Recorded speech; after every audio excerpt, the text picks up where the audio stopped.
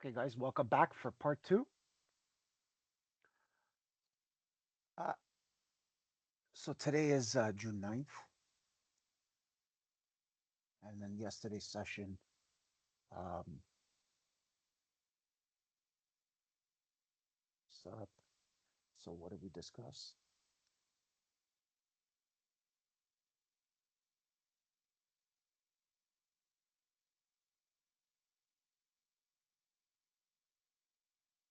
So in our last session, what did we do? Nothing. No, I'm joking. So we basically we talked about our main concern, our main lab, which is we're going to be talking about split scope. We're going to be talking about failover labs, and to occur for this our failover lab to occur, we're going to need two DHCP servers. We also discussed again what DHCP is, and how its responsibility is for setting up these configurations when our computer first joins a local network. And again, one word, IPAM or IPS address management, right? And that's a separate topic. IPAM, it's another whole topic. If I have some time, I'll add that to one of these parts. But that's for our engineers to worry about. If I get 5 likes for IPAM and hashtag IPAM in the next week or 2 weeks, then I'll create a video on that for you guys and for the engineers out there, and see what's going on. But again, this is more of like a design aspect. Again, I want you guys to kind of get the design aspect and get you guys to build it yourselves, and share your results with me, right? If you guys are thinking about taking, you know, your interviews, and these are some certain questions that are obviously going to be asked in terms of how you go ahead and you do it, even when you're designing your own and when you're working on other people's. You might come across businesses that already have this in place or in play, or you have companies that are using third party vendors. Some third party vendors that are really good, that I know of is, and this is more for disaster recovery in the cloud.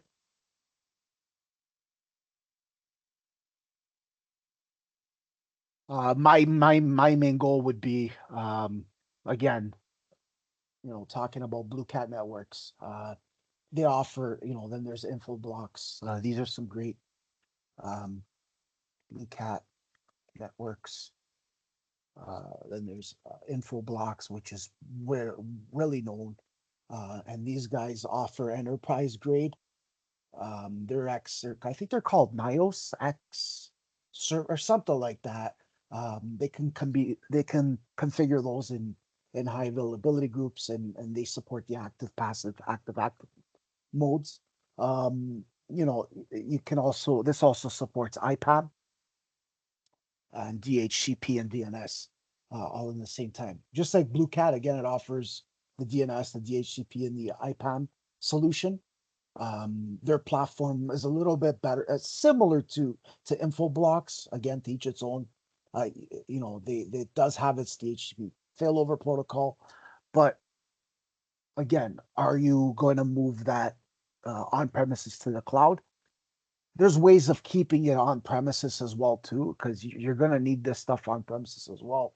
But if you are looking to move it to the cloud, or you're looking to get off of um, your DNS DHCP for disaster recovery, you know, uh, then then uh, then you could go ahead and follow these. There's some other ones out there that are pretty good, that are vendor based too, that I've heard of and seen, that are pretty cool. There's one, I think it's by Aruba Networks, if I'm not mistaken. Aruba Networks, and they're obviously part of the HPE umbrella. There's some other ones that I've seen and heard, but nothing in terms of what you want, like your comparison overviews. When you're looking for cloud native, open source, and all that stuff. See if I can put this for you. This is what I have here from an old class. I'm gonna add this to our. documentation as a great read. And I'm gonna post this just below. And I'll post this just below. So these are some vendors ratio sites, and we'll be talking about the features of what it has and whatnot. And these are going to be third party. This is another slide, and it's going to be another slide.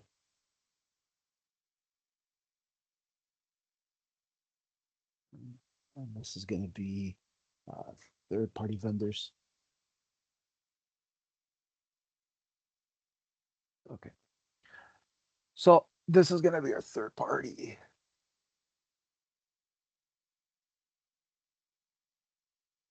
A lot of companies will move out of the on-premises for in terms of disaster recovery, or just segregation of administration. But remember, our on-premises, um, you know, there is um, designs on how we can make this highly available, how we can troubleshoot for failover in a demo. We can crash these things and see what happens.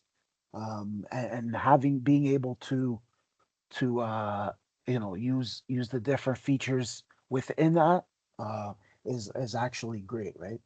And again, we talked about Microsoft Windows Server 2012. I know it's deprecated, guys, but and this is how it's the same. Nothing's changed except for the requirements. Um, we're obviously on a different network. This is soft.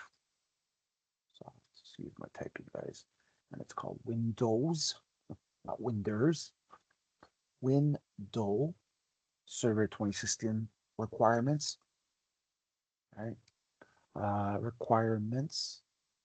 And we talked about what is DHCP, right? Briefly. Um, you know, and then we used some Visio. We did some designed our failover lab, right? Uh, you know, and this is sort of like my control plane, my demo. As you can see, it's my not my it's my test environment for our test environment, our test environment, right? And in today's class, again, and the third party vendors, in today's class, we'll be talking about, and this is using Visio, right? Visio Professional. And I've installed that in some of my other classes. And that's our client app, not our cloud-based app. So, um, you know, we also talked about system requirement, and we also talked about the learn, how to use the learn, Microsoft using Microsoft Learn um, website to take uh, virtual classes, right? Um, and I've given you guys the two links in the description below. And again, in today's class, uh, I want to go back and again talk about third party vendors and how the third party vendors work. If we look at the third party vendors list, um, so that's what we did in our last session, right? So we talked about that. We talked about what the DHCP is. We designed our failover lab for our test environment where we used our Visio professional client application. And I was able to finally uh, know how to uh, shrink and size that without being it proportional, which is great by keeping down the shift key, which is awesome. right? And that kind of helped me out and saved me a little bit of time now, right? And so there's our design. This is what our domain controller is going to look like, or our template for that. And then obviously it's not going to have the roles in it. We can have just our machine template, and that's going to act as our domain controller. We're not going to give it a name.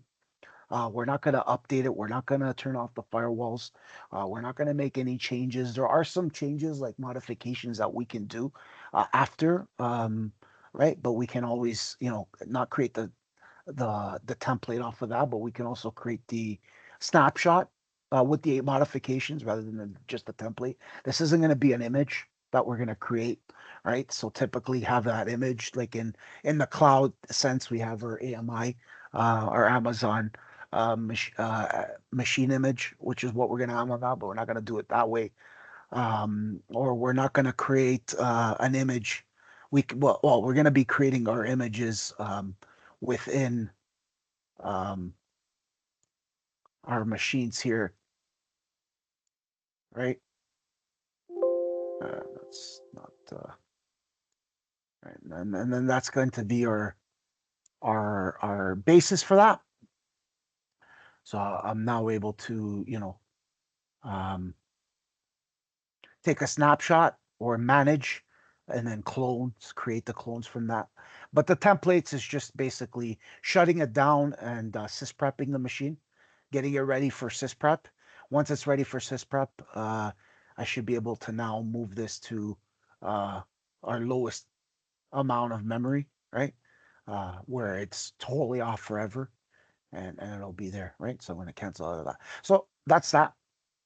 Um, Pretty straightforward. I'll show you guys how to do that. And we'll also create a snapshot, right? So our last snapshot on this machine, for example, would be September 3rd. So I'll show you guys how to, again, create a snapshot and revert or for reverting back if there are any issues when we're going through the troubleshooting steps, right? So, but um, that's for you guys to do on your own. I'll send you guys some information on how to create the templates, but for now, going to work on creating our first machine. I think I gave it 1 terabyte. Let me see if I can compact the disk for now. Right, so I'm going to. Oh,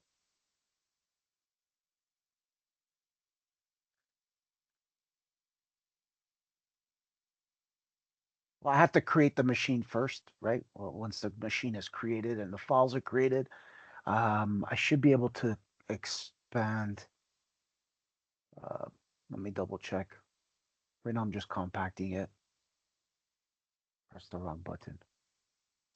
That's okay. So I'm now able to. Oh, should be able to create. Taking up a lot of time. Okay. So I'm now able to select the virtual disk associated to the volume maps, right? And then um, map it to whatever volume I want within here. That's something totally different. And then give it the names, the drive names after. But again, that's not what I want to do here.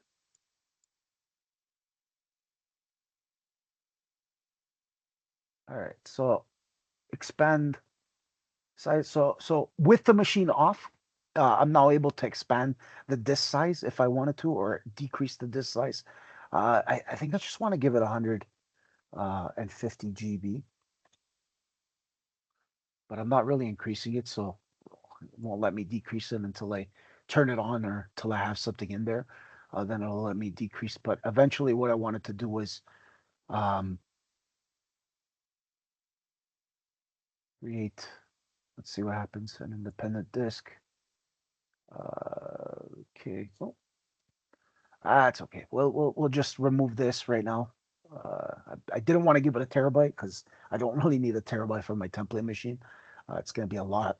Um, Obviously, I can go into the computer management and make it an active uh, disk and split the disks into from a terabyte to a 500 to 500 if I want. Um, but I'm not going to do that. I'm just going to add another disk this time. And my disk is going to be recommended based on what it tells me to do, right? And that's typically works when it's off. And this is going to be creating a new disk. And I'm just going to give it 150, 200 to be safe. I don't really need it. And I'm going to make the split so it's easier to move if I need to move it from one computer to another. This isn't something where I'm going to need allocate the full capacity. Again, that could enhance your performance, but requires a lot of our physical disk to be available right now, right? So um, just going to click next, and I'm going to click finish, and I just gave myself a new disk. So I'm going to hit OK, and I should now have changed now to 200. So eventually with an operating system, I can go into my disk management and I can play around with the different disks that are in there in an active on one server. But again, I, an um, active, right? So I'm not going to do that. I'm just going to move this down to 200, just to show you that you're able to give yourself and allocate different space, right? I would obviously allocate, 500 to a disk drive or software SAN or something where I'm going to have data within there, a lot of data like users data, a user's home drive or home folder, right? Where I'm able to do that and manage that in the server. But in this instance, I'm going to hit OK, um, and I'm going to power it on.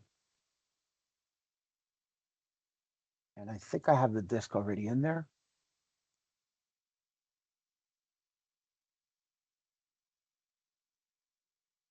Right, I'm going to boot off of that. And this is my Windows Server 2012 machine.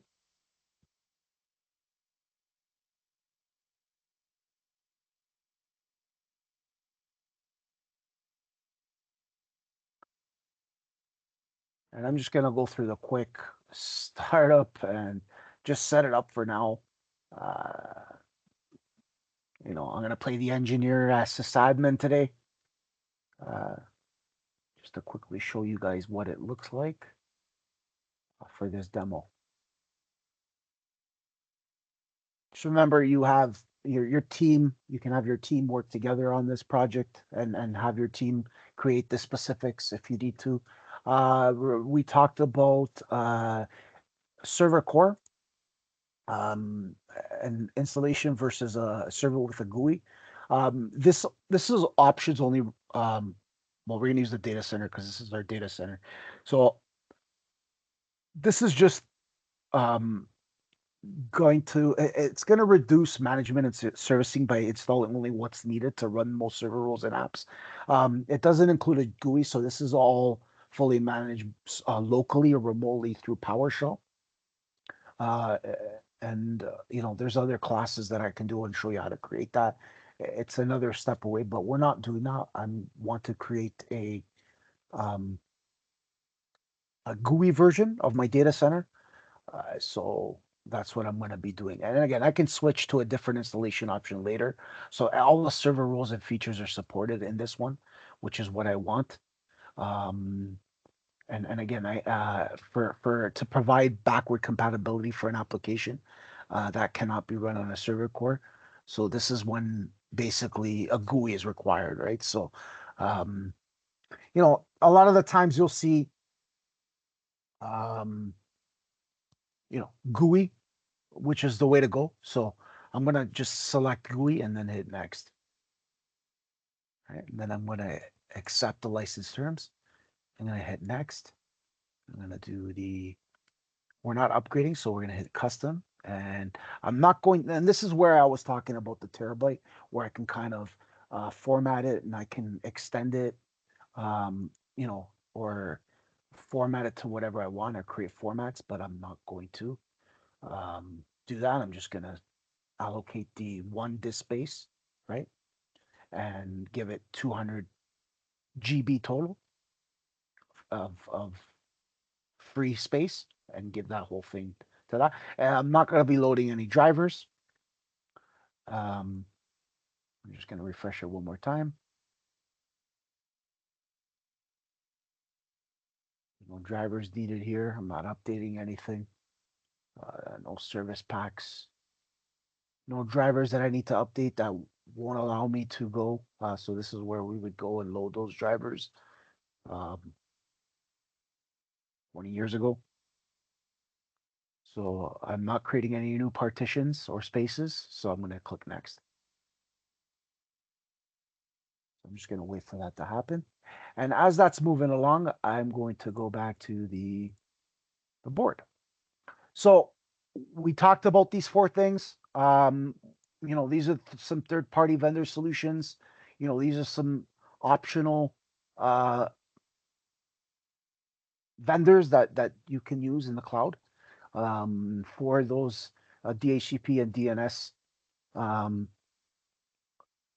availabilities or features, right? So with Blue Cat Networks, it is highly available. It's not an open source; it's cloud native. It does give it its basic, um, like we said before, active, passive for high availability. It offers that cloud native management solution. They call it a DDI for DNS, DHCP, and IPAM, right? And info blocks as well. Same thing. It's all enterprise grade. Anycast supports it. It is cloud native. Um, Blue Cat uses the DHCP failover, where, like we said before, where failover occurs, where we need two servers, and it does provide redundancy and load balancing. Same with info blocks and here by ISC and ISC and different Cisco Prime and Aruba networks, right? Um, Aruba networks is seamless failover. If I didn't explain that to you, what that does is, again, it uses this thing called the SD-WAN orchestration. It offers DHCP failover, obviously, right? Which is something you're going to need for this solution, and it's going to provide that failover in real time. And I think it uses like a low balancing and real time database synchronization. So that'll basically make sure that your high availability, you have high availability of your DHCP services, right? So that's going to be the top three that I pick, my top three. But we are going to go on prem. Uh, you know, can't forget about on prem, and we talked about the system requirements already. We talked about the training links and what DHCP is. Again, what happens in these settings enable communication over the LANs and the internet. So it's considered a layer 2, 3 protocol. And this is where we're going to talk about our layer 7, our OSI model, right? What is an OSI model? Well, for you networking gurus, the OSI model stands for uh, Open System Interconnection. And again, why do I need to know this? Why do I need to memorize this? Memorize this. You don't have to memorize it, but know what your practice. Makes perfect. Like people get asked like, oh, what's an OSI model? You should be able to explain it to somebody, um, who's not IT related, right?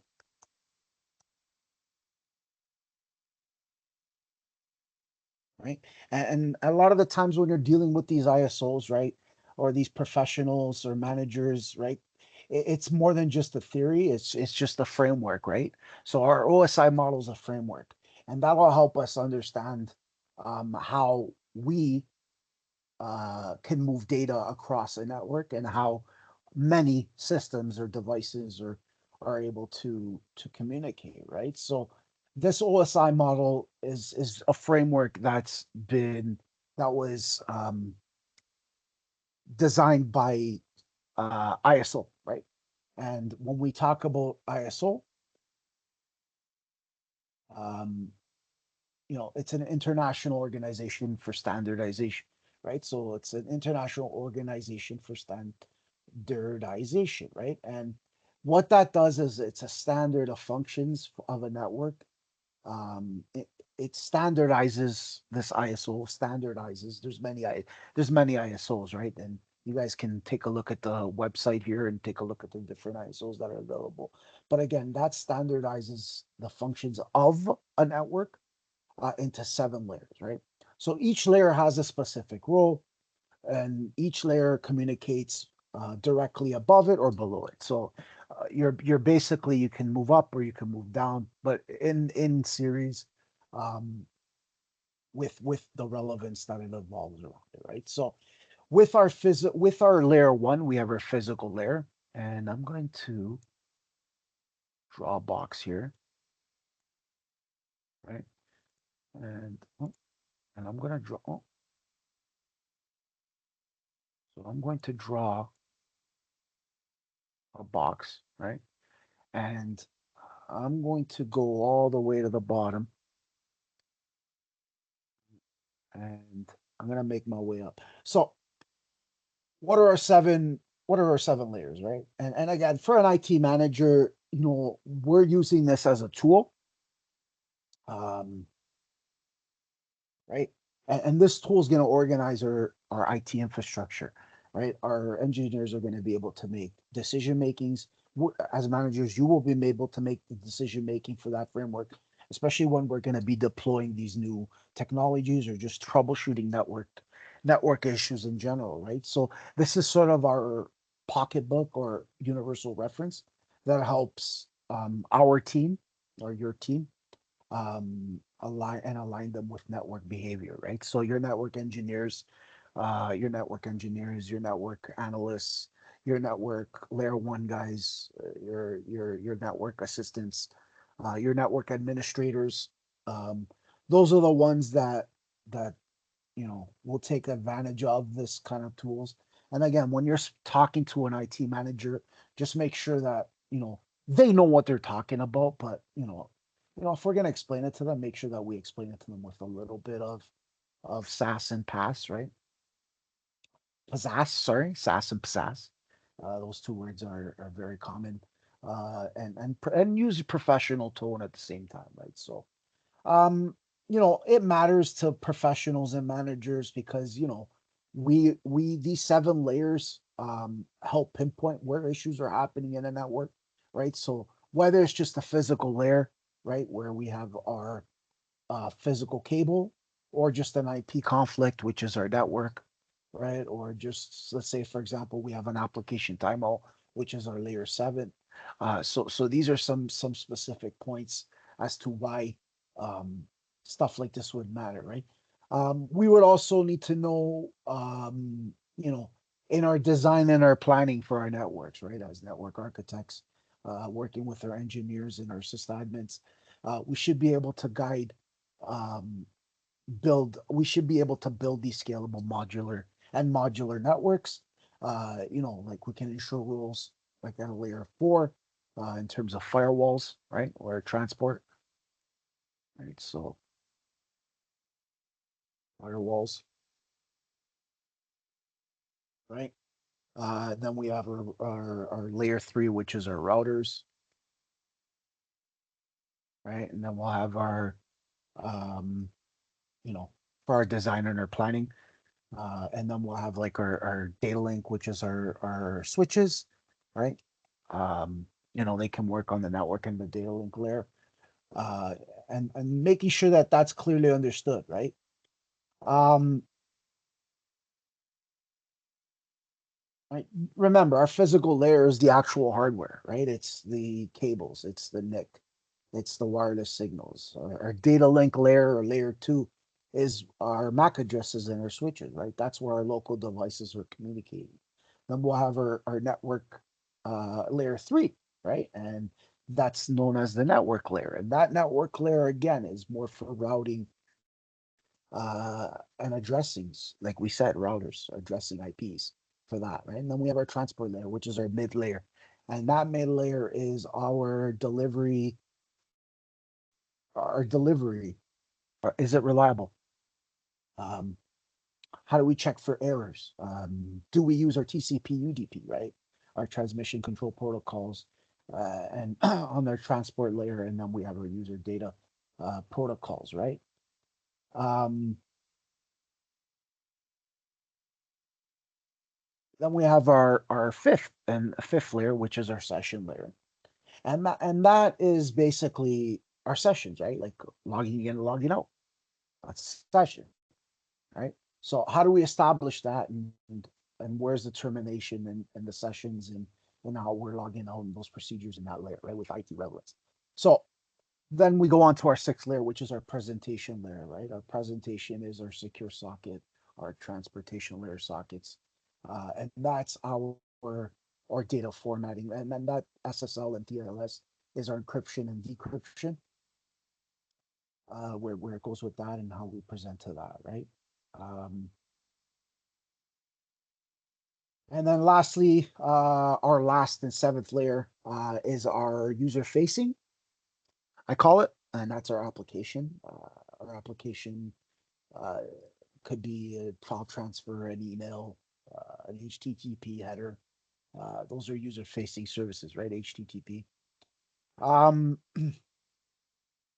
so again,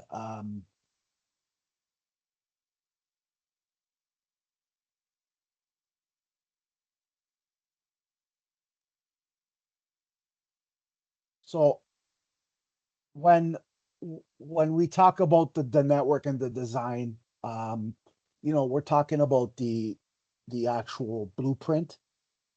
As an architect myself, I am responsible for the scalability, the security, and the infrastructure, the network infrastructure, the security as well too, in the cloud and and obviously on premises as well too, in a hybrid environment, in a multi-cloud environment or a three-tiered environment approach or whatever architecture that I'm able to see that coming through, right? So what do I see as an architect versus what an engineer sees are totally different, um, are totally different.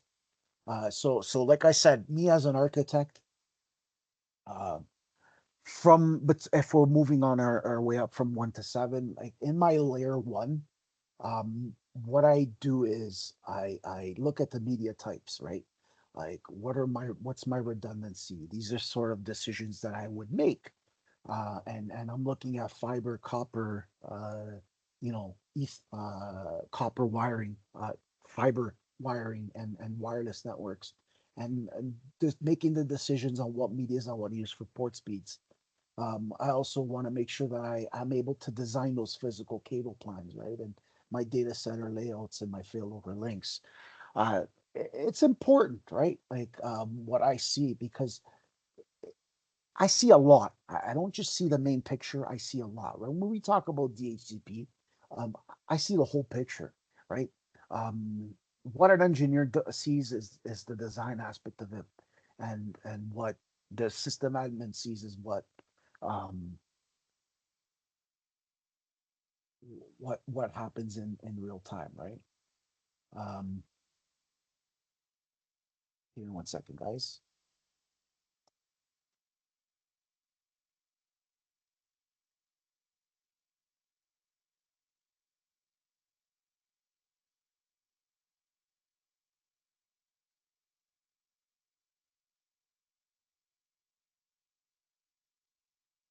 So sorry about that. And then when I'm at my layer 2, which is again my data link and sort of our switches, our NICs, our VLANs, right? So these are some important things that I would see, right? These are cables, right? These are things that I see, right, as an architect, and what you see, and I'll get to the next point of what you guys would see, because that also is important, right? Because your job is to not do what I do, but do what you do, right? I Nobody does what I do, right? Everybody is different. So what I do is nobody does. So you'll see a lot of things that people do. That's what they do, right? So, but to know the concepts, to know what the what our responsibilities, what we do as architects as well. We don't just do business. we obviously we don't touch the stuff, but we know the stuff, right? So we're able to kind of discuss this in a meeting. I'm able to now discuss this and bring this up in a PowerPoint slide or to our CEOs, right? So knowing the 7 layers of the OSI model is important, not only because it's an ISO, but it also helps with the relevancy between an IT or network architect, right? Especially when we're planning and whatnot. So I'll get to the network engineer and I'll get to the administrator side of it as well because it's similar and whatnot. But a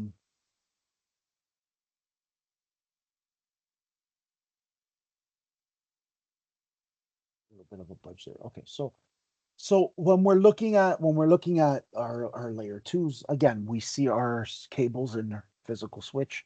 I said that, but that has to do with cables like fiber,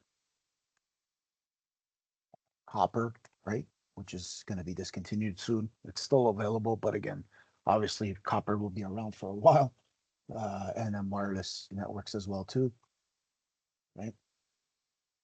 And I said before, that's the actual hardware, right? Your network, and again, even your network interface cards, right? That's the physicality of that, and whatever wireless signals are available, right? That's our physical layer. Um, we also talk about being able to decide on what redundancy, whether or not there's redundancy or we need redundancy, right? So um, redundancy, right?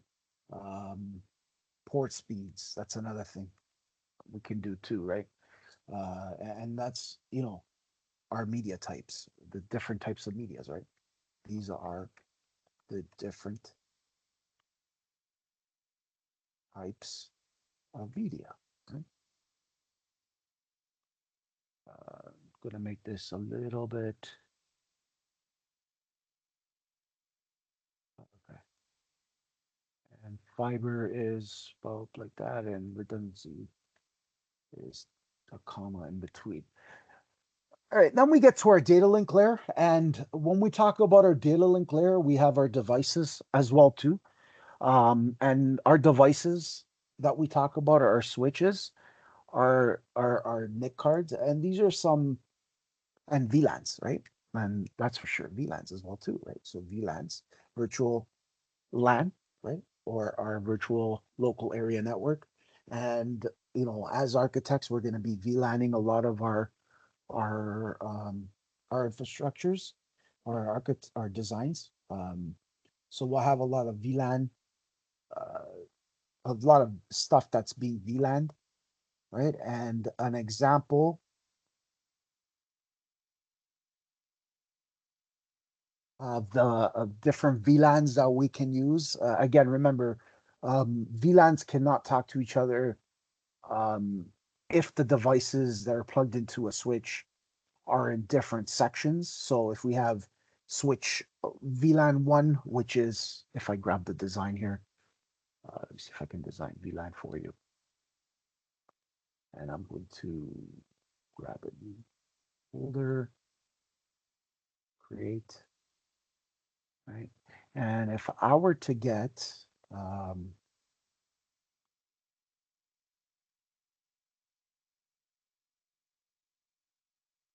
in my OneNote, and I'm going to create the new OneNote, and I'm going to go to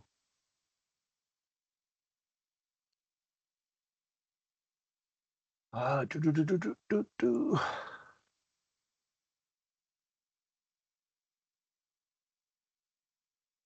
And it's a little bit smaller. And if I were to get my switch and put my switch here, so grab my pen. Okay, so say for example, here's my division of ports, right? And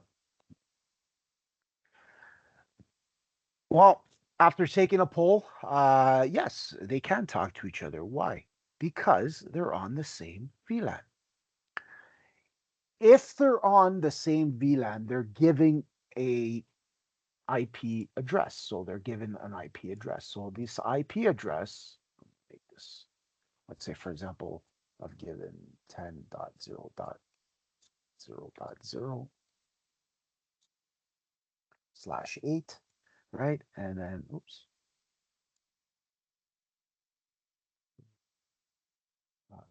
0, right? And this is just hypothetically speaking. Um,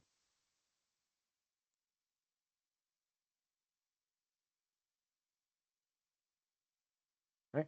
And then on this side, my B side, right?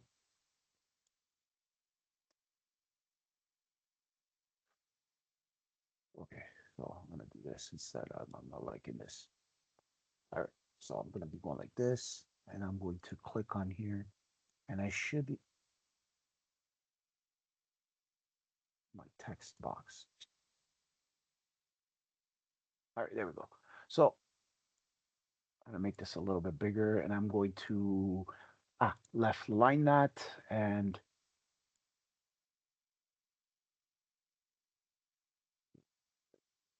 okay, full screen view, and I'm gonna go fit to window, and I'm gonna go 100. Hit OK. There we go. So I'm gonna copy that, right? And then I'm gonna zoom out. And over here, if I go back to insert, I'm gonna insert a text box on this side, and this is gonna be my 10.1.0 IP address, right? Or my subnet. So what a VLAN does is, it's a little bit smaller now.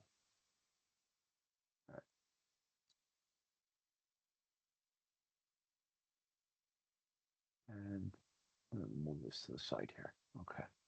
All right. So if these two machines were given a IP address. So for example, this was 10.0.0.1, 10.0.0.2, 10.0.0.3, 10.0.0.4, 10.0.0.5, right? And this is 10.1.0.1, 2, 3, 4, 5.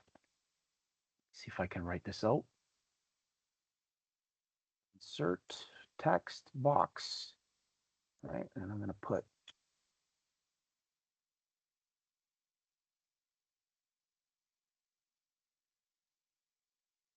insert a horizontal text box right here.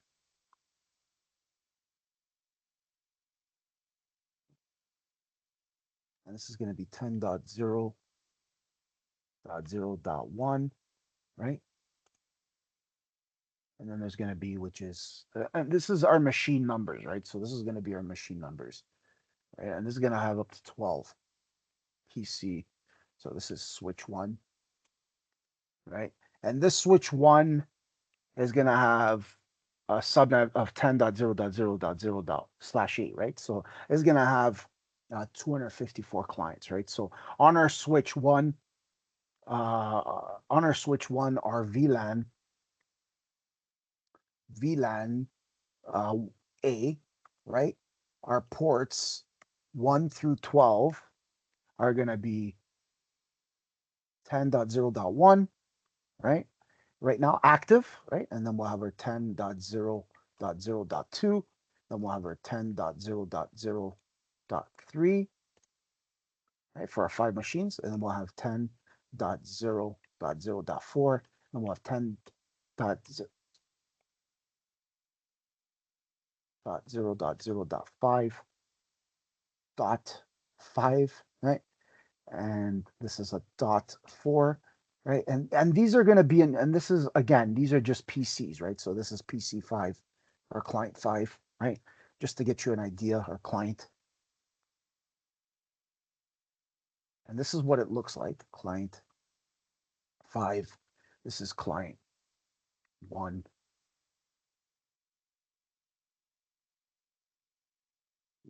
Right? So you guys kind of get the gist of it, and 2, 3, 4, and 5. And again, this could be managed differently, or it can be plugged in differently.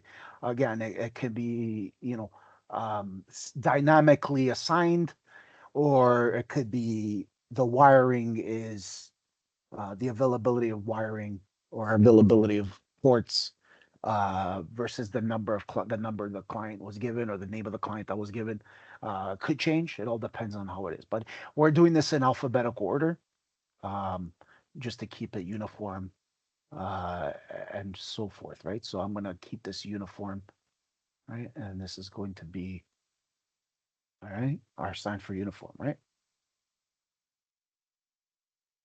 I'll go back to select, all right?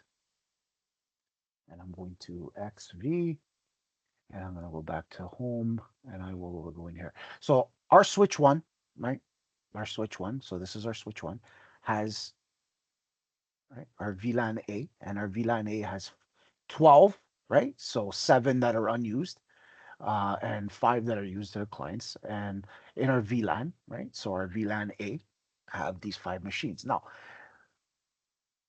say, and again, B has these VLANs too as well too. So if I were to go in and insert text box, so our VLANs, oops, uh,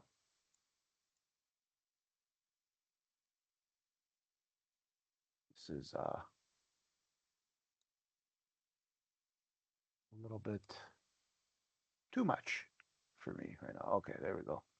All right, and I'm gonna go back to home, and I'm gonna go to left align, and I'm gonna hit print, and I'm going to click here, and I'm going to go to here, and I'm going to make this to go to the top.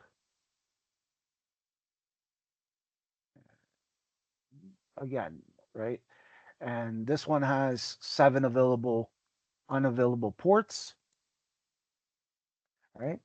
And ports unused, right?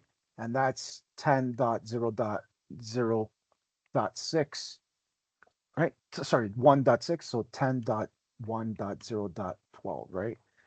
and that's going to be our unused ports. And this is going to be 1, right, based on my design. And then right here is the same concept. So I'm going to take this, paste that, and I'm going to copy this to the same area, right?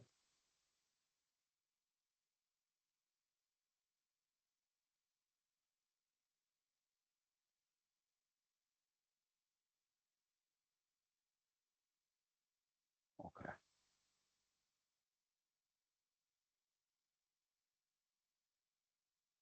So our unused ports, and this is going to go to the top. All right, so I'm going to zoom out and move this back. It looks like I moved this out of the way too much. Okay. And I'm going to center this. Okay. So there's my design, my two VLANs. Again, this is just something quick and easy just to kind of give you an idea of what VLAN is visually. So if I've got this subnet and I've got that subnet and I've got this subnet here, these two are able to communicate. One is able to communicate with 5 because they're in the same subnet. Now, say for example, 1 wants to communicate with 2 with 10.0.1. Is that going to communicate? Yes or no? No.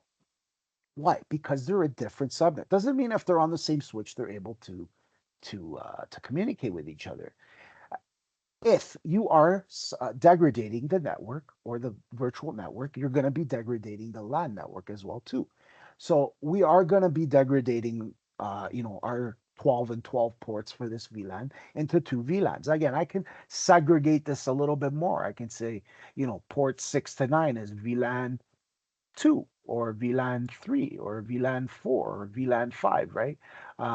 For marketing departments. So our marketing department is VLAN A, and our finance department is VLAN B, and our sales department is VLAN C, and our IT department is VLAN D, and then our management ports are separated as well too, or in the same VLAN, but a different part of a one dot all the way to the end. So 110.0,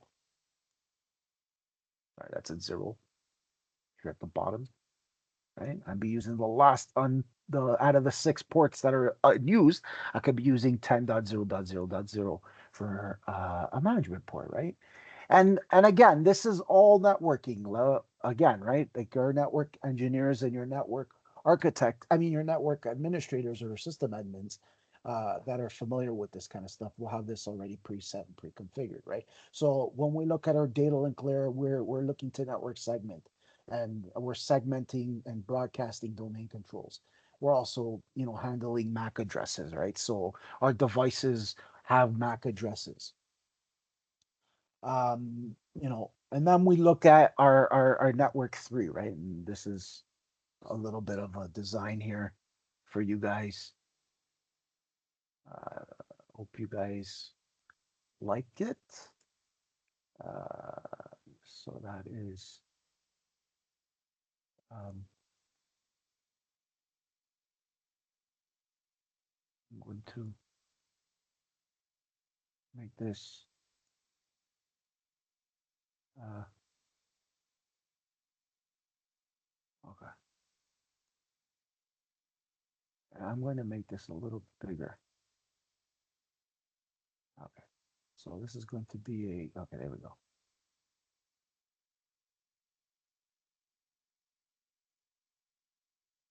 All right.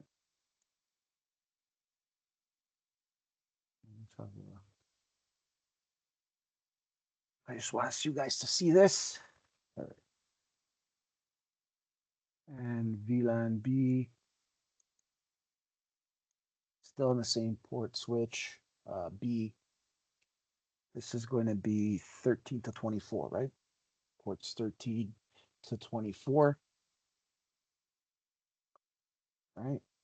I want to make this a little bit bigger.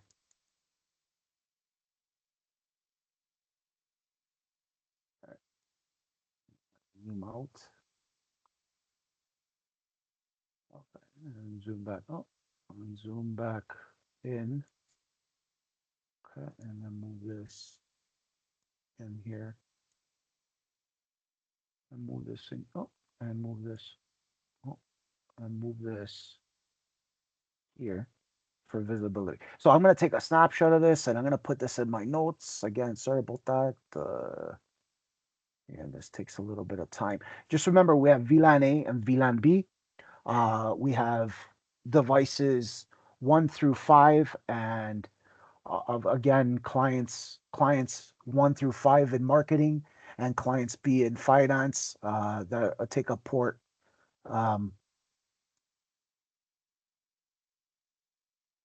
It's in the middle here. Okay, so we have that segregation.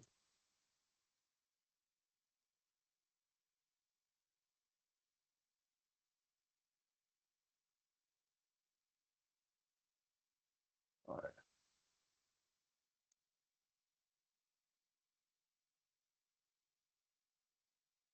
Okay, that's good. Let's move in there. There we go. Sorry about that. Okay, so again, if we're looking at, and I'm going to take this drawing out and stroke with the eraser.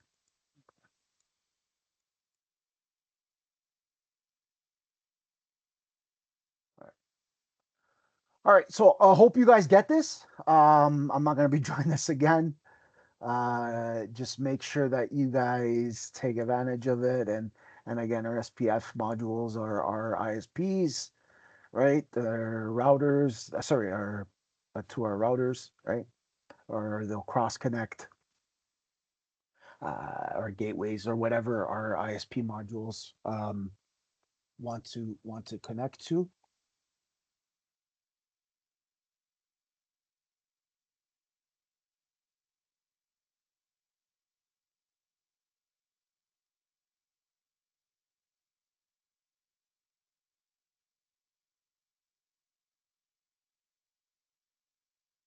And typically that obviously goes to a router or a switch or another switch, right? So you'll typically go to a router from here.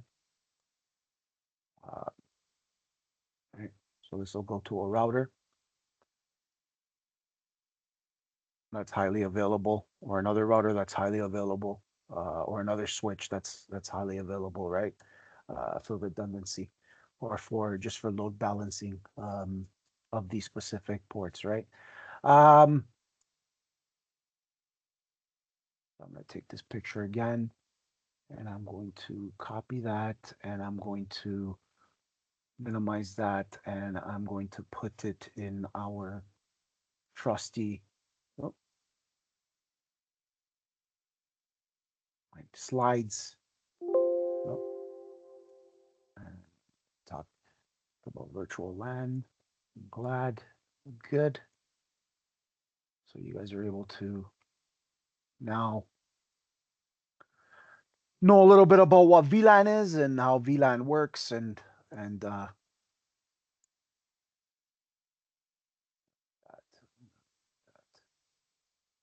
okay. So remember, when we're talking about our layer 2, like I said before, our network segmentation, our broadcast, our MAC address handling, our devices have MAC addresses. Depends on what address, what's being given and whatnot, right? So this is our switch, our VLANs, and our NICs, right? Our network interface cards.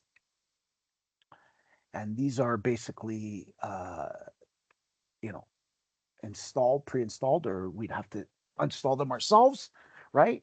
Based on the 10 base, 100 base, 1,000 base, or gigabit base T ports, um, and the management that's given with this switch, right? So there's many switches out there. Just make sure you do your research on it and talk to your vendors for that specific reason and what it's used for. When we talk about our layer 3, we talk about our network. Uh, and what we talk about in our layer 3 is our routers, like I said before, and our switches, right? So we do have layer 3 switches, or L3 switch, right? Um, what we should be worried about when we're designing these kind of things as architects, we're talking about subnetting. we're talking about, traffic. We're talking about IP addressing again too, right? And networking. Not only um, this is where our network is, right? This is where our IP addresses are given, right? This is where subnetting is given. This is where our routing protocols are given, like our BGP, our OSPF, our traffic engineering, right? And I'm not going to explain what that is, but again, know what that is because that's important, right? Like I know as an architect, not just an engineer and a sysadmin, because I used to be an engineer myself and I was a system administrator myself. But as a cloud architect, we see things differently, right? Based on what they would see, right? So um, we're able to, you know, gain a cost, what the business is about, how this is going to evolutionize the business, and how this is going to make the business succeed, right, for what it needs to do. um you know we then look at our again, and that's our layer 3, right? And then we look at our layer 4, and layer 4 is our TCP UDP port controls, right? And not just our firewalls, but again, these sets, there's sets, right? There's firewall rules, right? And then there's load balancing as well too, right? Our transport, where are we transporting our users, where are we transporting our data, right? Load balancing.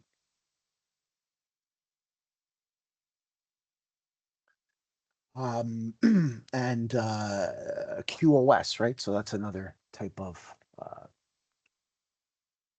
uh, policy, for TCP, UDP port control and reliability when it comes to types of the session reliability of transports, right? And then I bunch 5, 6, and 7 session to application. I bunch that into 3 because it's sort of the same in terms of what it does in terms of functioning and how it's designed, what considerations there are for design. So when I am designing, I come to my end user applications, from my session to application and my security. So, you know, this is what my layer 5 to 7 does, right? And then and this is end user apps and security. I'll put this in the middle. End user apps and security, right? And I will um, insert this tilde here, make that our goal of what this OSI model does.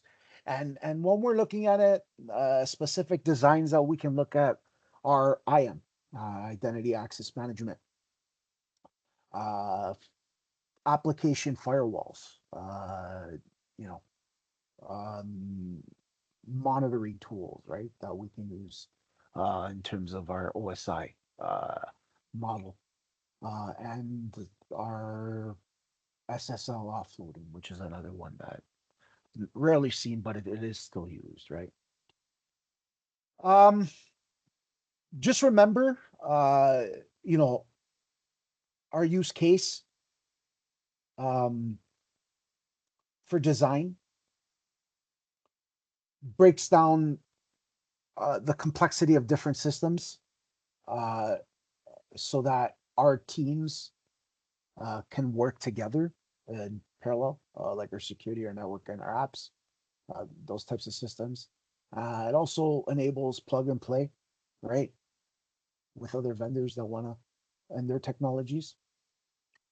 Um, we're also able to make sure that our devices, like our Palo Alto firewall, for example, or our Cisco routers, or our services that we're using in the cloud, like our AWS services, those align with the standard protocols at each layer, right? And in this architecture, we need to be able to um, know what security architecture and how that aligns with the different layers, right? So, for example, our IPS, IDS systems, would work at a layer 3 and 4, for example, right? So let me write that down.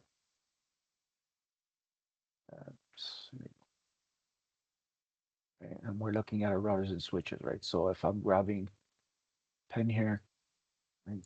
So our IPS protection and our IDS, right?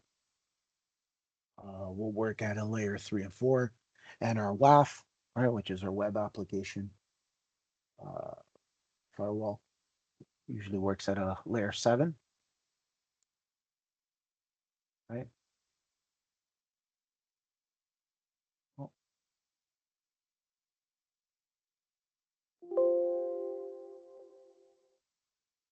oh, okay, 3 and 4.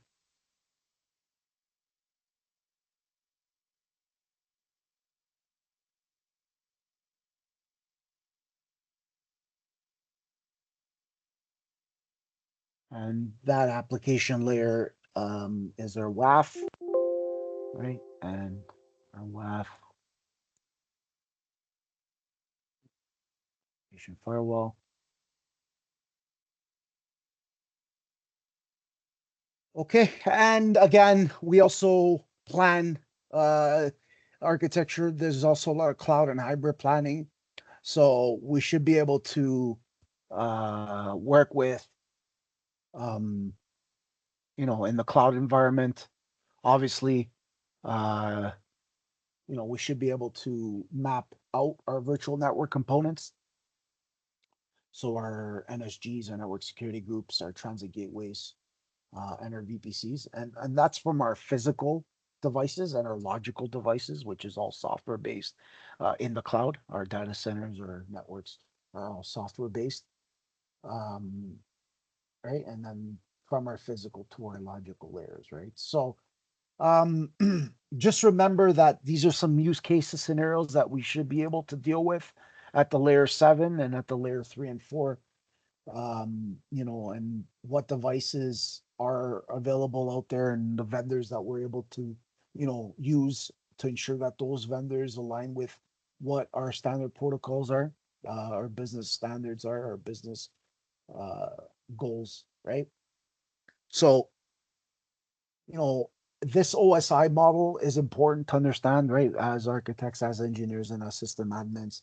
But, the business side, as architects, we don't touch it. But, as engineers and as sysadmins, um, who are building these machines and are troubleshooting these machines and making these machines work after they've been in place and put in place and the money spent, and we designed the team and tested those different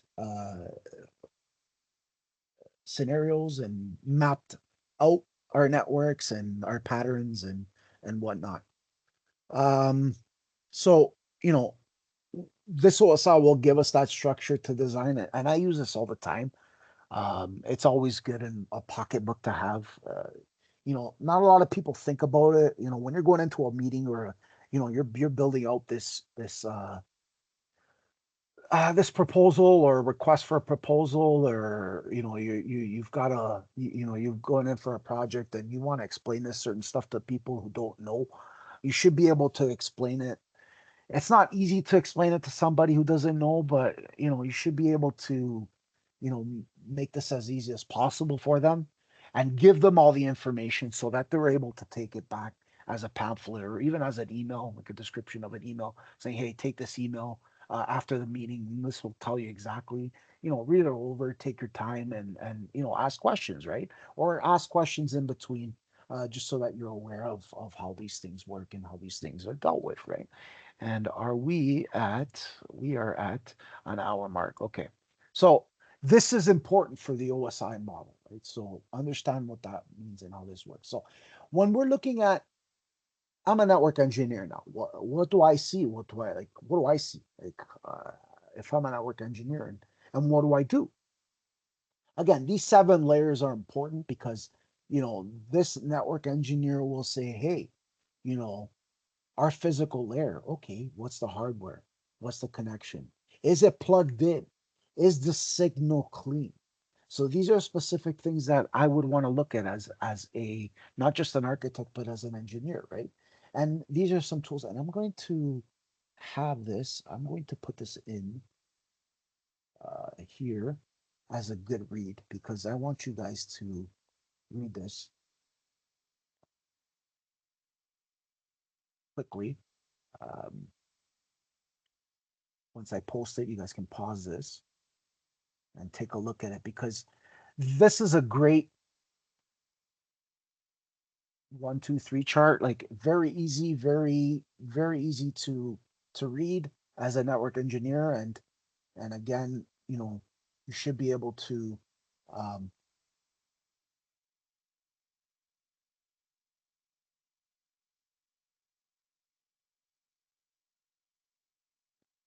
put orders, and I'm going to put, all right, so I'm going to uh, color this gray, and this same thing gray.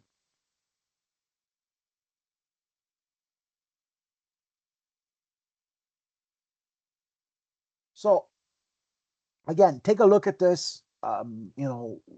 Is the plugged in? And these are some questions that might make sense to a network engineer with 5 to 7 years experience. Know the exact tools and tasks that they use, right? Because I'll tell you something right now, as a network engineer, yeah, I'm going to go ahead, and I've done this a lot. I was a network engineer for many years. I've worked for big companies, and I had my own cable tester. I've had my own transceivers, patch panels. I built my own server. I've gotten from copper to fiber. So I'm being able to know how to test these links and lights and whatnot. That gives an advantage for me in certain companies, because a lot of the employees that are existing don't have that. They have that third party vendor that comes in and does all the work. They don't have the machinery to do it, right? So it's an advantage for me. It's an advantage for some, not all. But again, it's always good to know how to do that and how to use those tools, and how to how to build on those tasks, and how to create those tasks and do it right. Because again, it helps in understanding how the data flows, and where the problems occur, and configuring the devices to make sure that you know there's a secure and just a reliable, secure communication across the network that we've built, right? So again, our data layer, switching, MAC addressing, VLANs. They don't do the design of it, but they should know what's existing out there and what's been given, um, and build it, right? And build those, program, and put those in the switch, put those, uh, you know, put that in there, right? Uh, they're in charge of doing all of that, right? They're going to be configuring VLANs again. They're going to be doing STP trunk ports, and I showed you a little bit on how that works. I've given you certain ideas. Remember, in bigger environments, where it spans and the trees span, and there's different multiple subnets and regions and other networks, right? In the cloud, and in different regions, obviously, and different availability zones or data centers. Being able to go to the data center and go and troubleshoot this kind of stuff is important, right? These guys will make sure that that's imported in. Then we have our network layer, which is our IP addressing and our routing. Do we have enough? Build, build a border, boundary. Uh, Give ourselves a subnet, create a private link, a private IP range that we're going to need. And we'll get to that point, because when we talk about DHCP, we're going to be talking about the ranges and whatnot. And layer 4, connection reliability ports. um, you TCP, UDP port issues, any ACLs, right, and the design of our network and our architecture, right, within our VPCs, and being able to use those ACLs and NATs, when to use NAT, and once that's done, and the session timeout troubleshooting. Then we have our layers 5, 6, and 7. And again, 5, our session, and that's our connection lifecycle between our systems. So, this is where we can kind of say, hey, the session dropped. Well, there was a lot of timeouts. Were there any VPN disconnects? That our VPN concentrator dropped? Do we have a VPN connection that's secure? Do we have a remote desktop RDP session that's been dropping or not able to connect to, right? So that's our session layer. So, work your way down type of thing, like to transport network. Is there a network issue? Is there a data, or is there a physical layer first? Is there a data, or is there a network issue? Is there a data link layer? And then if it isn't, then you go to their physical layer, right? So there's no presentation there. There's no application involved when you're at the level 5. You're working your way down, right? So 4, 3, 2, 1. On our way to 6, we talk about as a network engineer, hey, you have your encryption or formatting, right? Are we going to be dealing with data format errors? Are we going to be dealing with SSLs and TLS certs issues that will be, uh, provided for our company, right? Um,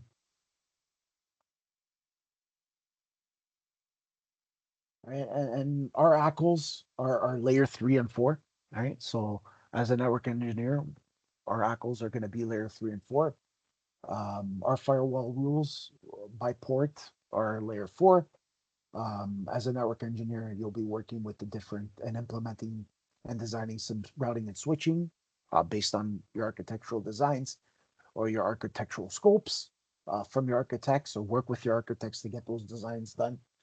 And implement that as soon as possible, right? To get the project to get that project going, right? Um, and then again, these are some troubleshooting issues. From 7, you have your user-facing services like your DNS, your HTTP, your SMTP protocol, which is uh, your mail service issues, apps not loading, packet capture analysis, stuff like that, right? So being able to work with your team, not just pretending you know it, but work with your team to get that done, right? Um, Again, there's certain problems, like an example. Let's say, for example, you have a network engineer saying, where's the problem, right? So there's a structured way to troubleshoot it as a network engineer, right? So from your physical 1 to your 7. So for example, hey, I can't ping a server. Okay, you can't ping a server. So if I can't ping a server, I'm going to be going to ping path and issue. So that's a layer 3 issue, right? And right there, I'm going to be looking at, you know, that and seeing if that's an issue. If not, then half the time the applications itself um, times out because the connection is established, right? So any application issue goes down to the layer 7, and that's where those are our user facing services. And this is where we look at our DNS or HTTP or SMTP issues, apps not loading, or packet capture analysis, right? And we can troubleshoot the presentation session, transport network, data link, and physical layer, right? I'm not expecting you to memorize this stuff, but know this stuff because this stuff is God. It's a pocket guide, and I can guarantee you that you guys should be using this every day, man. It should be your desktop uh, wallpaper, right? And again, as network engineers and system admins, we're constantly interacting with the network constantly. We don't configure routers or switches, but we interact with those networks constantly and devices.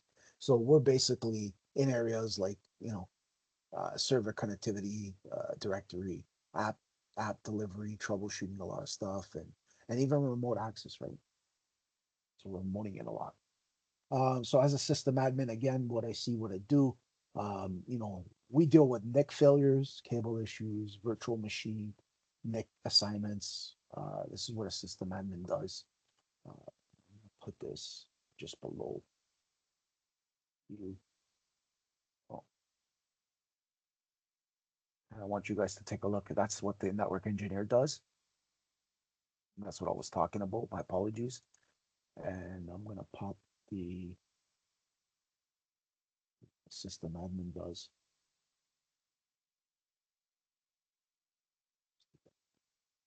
So, okay.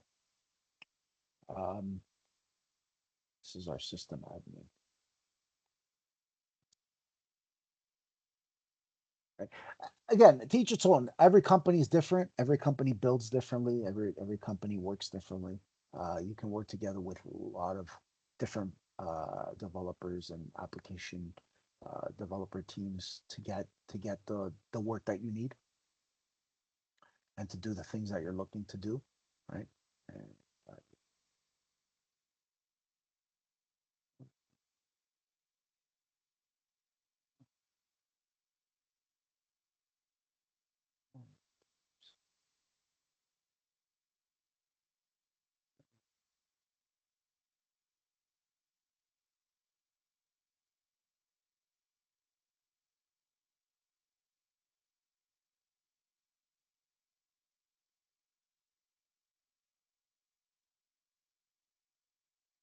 all right. So our system admin again, layers 1 through 7.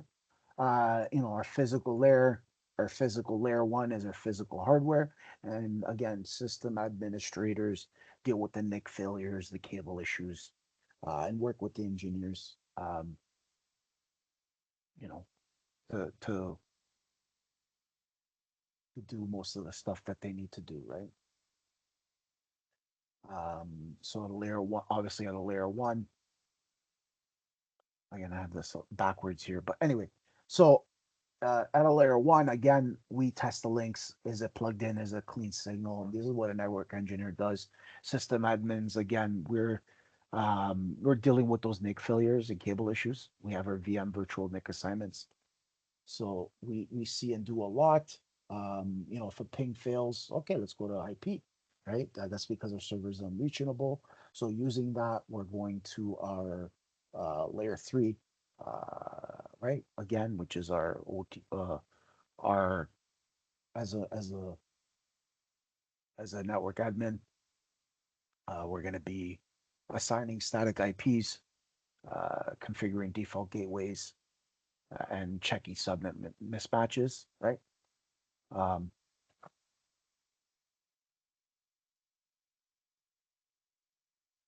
And we'll also be talking about, if a login fails. Okay, so that's an app level service. That's basically layer 7 application, right? So we'll look at our application model, our layer 7 in our OSI model. And, we're looking at ports not responding. Okay, is it a TCP port or is it UDP port?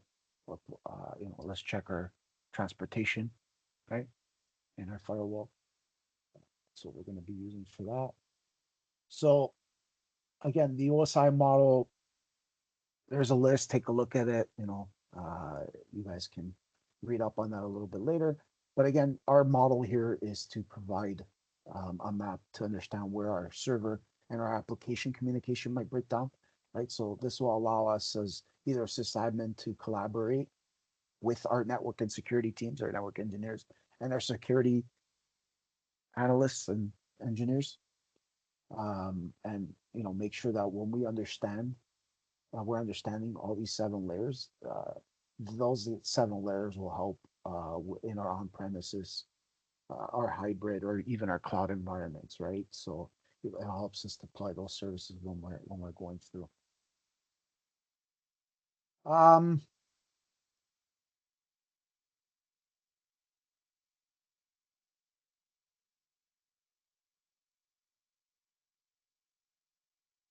so uh,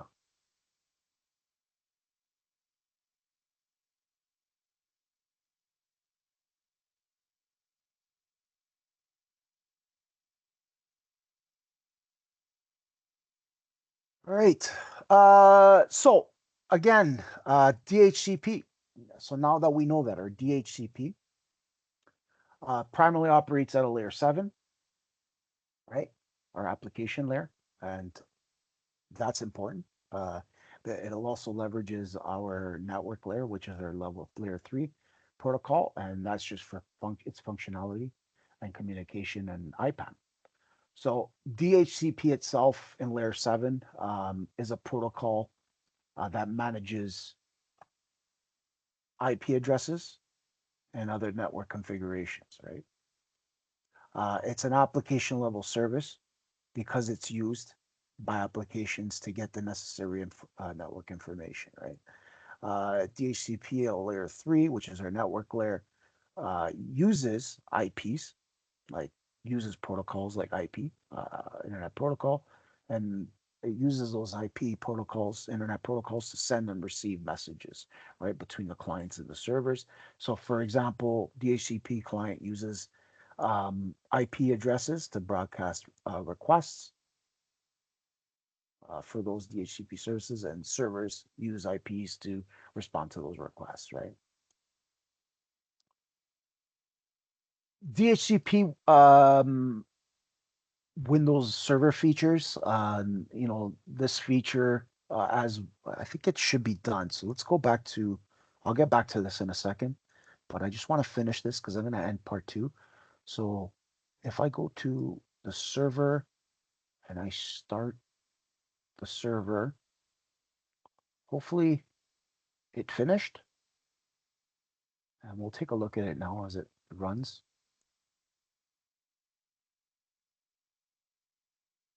And I should be able to now log in and create a local user. Yeah, there we go. So I'm going to give my local user a password. It doesn't matter what the password is. It can be any password. Just remember it.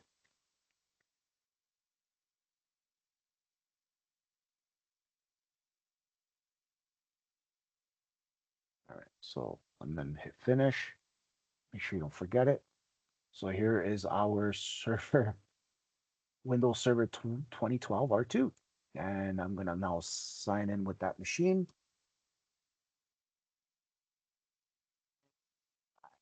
To install the DHCP role with you. So here's my first thing I'm going to do is I'm not going to name it. I'm not going to do all that. I'm not going to create the template. Well, I can create the template right now. Show you guys how to create the template. Um,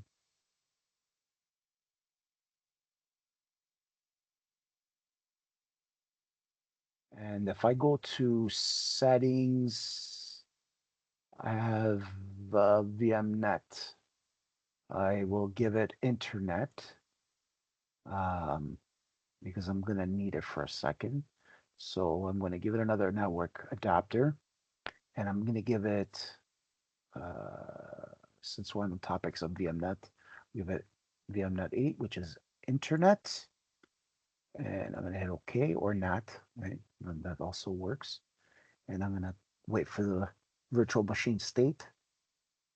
So all my machines, this project, are going to communicate to VMnet 17. Again, that can change at any time. And we're using VMnet 8, our second adapter. So if we go here, go back to our drawing, I'm going to insert quick shape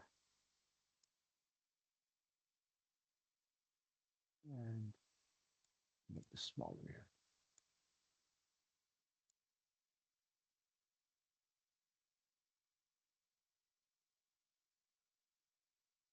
Shift button.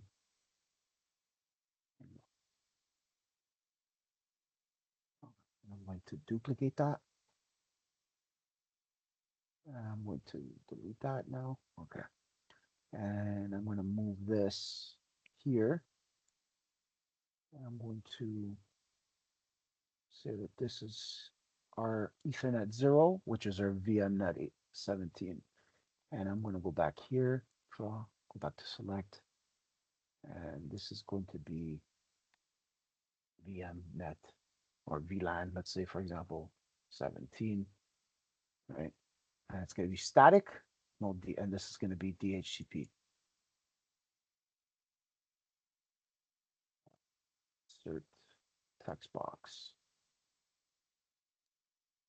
And I'm going to go back here, here, here. And this is going to be VMnet 8, which is NAT.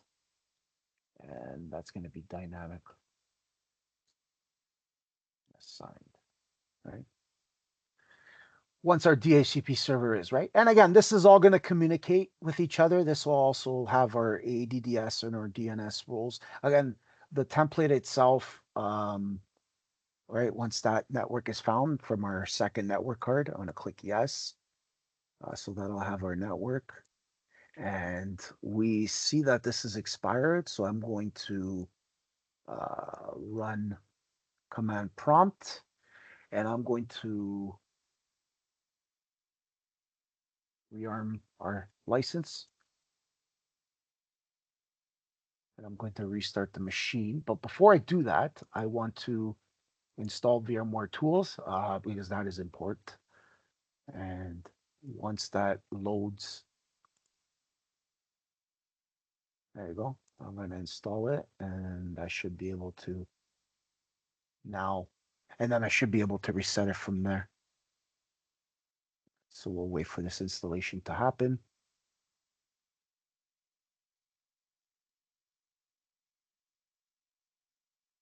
Hopefully this VMware tools is compatible with this server. If not, I'm going to have to go back and download there's valid for 180 days. There it is. And I'm going to, oh, there it is. There's another there at the bottom in orange. I click next. I do a complete, uh, do a full feature, and I'm going to click next, install. So as you can see, again, I was going to finish it, but I want to get this done. I want to show you guys how to create a sysprep or this machine here first, and then create a snapshot of it after. I'll show you how to do that quickly before I end it. So you don't forget that.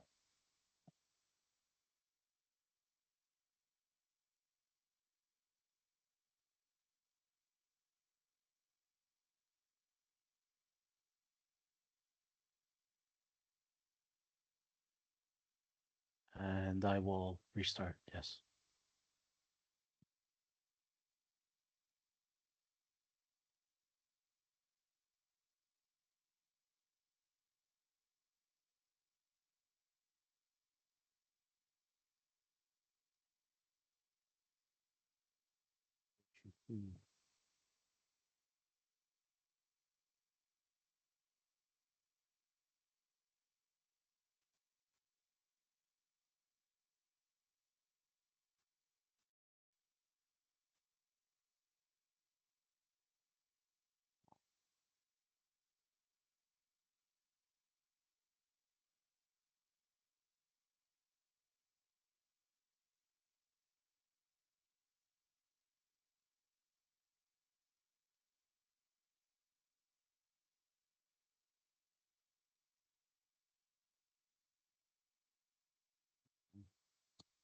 So that is now being able to sign in. And second, um,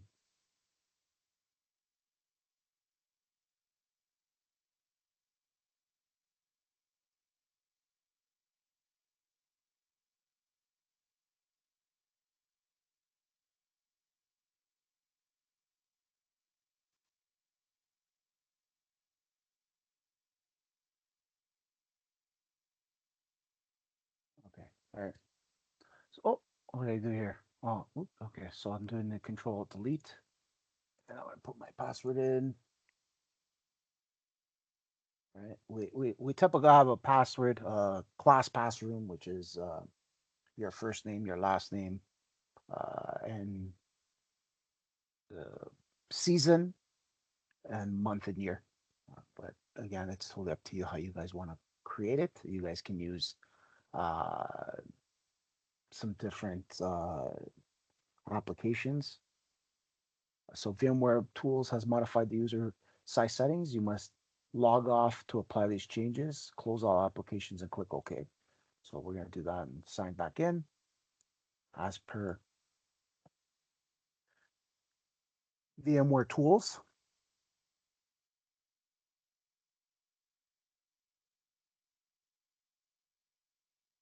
There we go. As you can see, I have my internet, right? And then I can set up my static IP address, uh, right? After, but I don't need to because this is going to be our template machine. I'm just going to click OK, and this has now works. As you can see, it's got the license. If I remove, and then I can now remove it if I want to. So I should be able to remove it just to kind of show you that gets removed. And what happens now if it removes it? And I'm going to click OK. And as you can see, there's no internet now, right? And that connection left, right? But you'll see that our valid license for 180 days is available. But I'm going to go back and leave it because that's what I want as my template. And I will give it a second network card. And I'll give another disk, 200 GB disk, 250 GB disk, just because, or 500 GB disk. And I can break those up later on if I want to. So can do that. Click finish. And this will have our VMnet 8. And hit OK.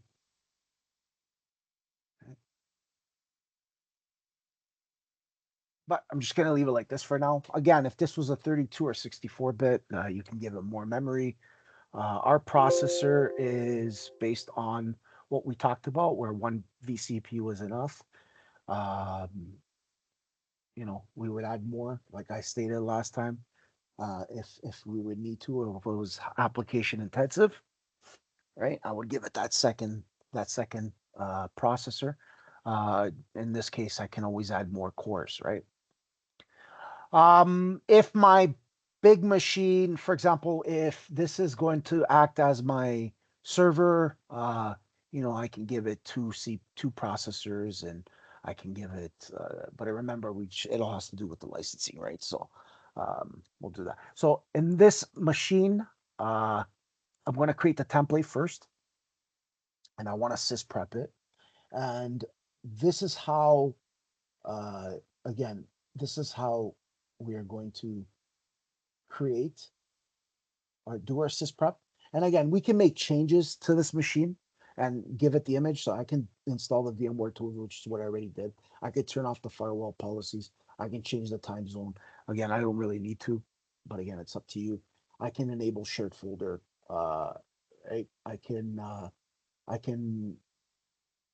turn off IE security and local server. And these are all like um, modifications, character, like I call it. I'm giving it character in this instance, but again, it's totally up to you. And I'm able now to avoid locking the screen, right? So I can go into the power and change that as well too, right? Because this will be our server. So what I'll do is I'll go to power options, and that's one of them that I want to do. And I will show you how to remove updates as well too, right? If our updates are being managed by our SCCM, right, or into. So in order to do that, I will go change my power options um, to never for locking the screen. Oh, sorry. Let's go back. So if I'm going to turn off, and I will change the turning off the display and locking to never, right? So I'm going to change that to never and hit save changes and then close that. And then I'm going to, um, again, I don't need to add a second disk because I don't need to install anything like logs or any transactional data, transactional logs or databases or applications on this server. This is strictly going to be a role that I'm going to be installing, which gets installed on the software itself. And I'll show you where that is done. I'm not going to rename the server, but I am going to set up, I'll show you guys how to set up IPv4, which is what we have here in our drawing, right? So I'm going to be setting up this 172.16 private range. I don't want to turn off that. Oh, the updates. So what I want to do is turn off updates, right? So you see that not configured. What I'm going to do is open a command prompt, and we are going to use something called server config or sconfig, and we're going to hit enter. In this server configuration, right? This is where I can make those changes, right?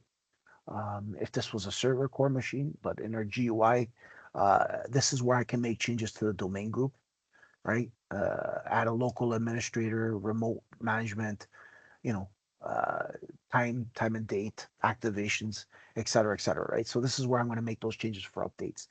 And in this instance, we are going to uh, updates. You should have updates here. Network settings. Number 6. So I'm going to type in number 6 for download and install updates. And right now it is set to manual, I think. So I'm going to hit, or 5, sorry, update settings. So 5, and then hit enter. And I'm going to make sure that that is set to manual, right? Not automatic. And then, so that'll also disable that now if that was enabled. So I've now set the updates to manual. So this will be now in charge with we can have our WSys that'll be in charge of that, or we can have our SCCM or MECM, sorry, server, or our Intune. And we're going to click OK. And then we're going to exit, right? 15, and we'll hit enter, and that'll exit. And then I will now restart the machine.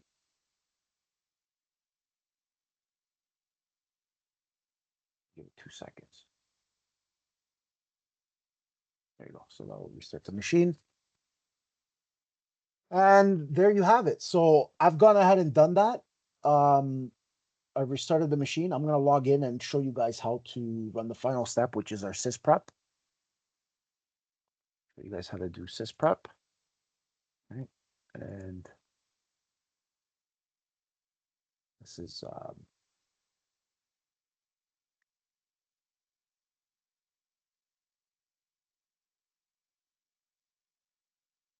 template machine. We'll call this a template machine. Not a domain controller, but this is our first VM for that is going to be our template, right? And then it will become our domain controller, right? So this will also become our our template, and then we'll have our uh, we'll build our domain controller from there, right? Build or clone our domain controller, right? So power management, uh, VMware tools,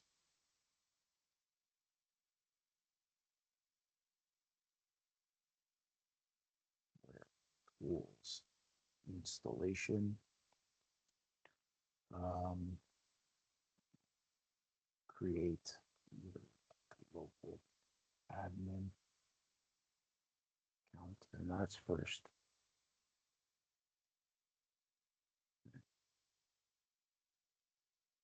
And then we have power management,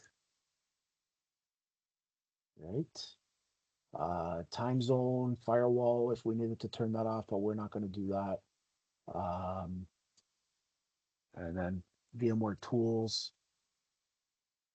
right? Restart. Well, power, and then restart, and then updates.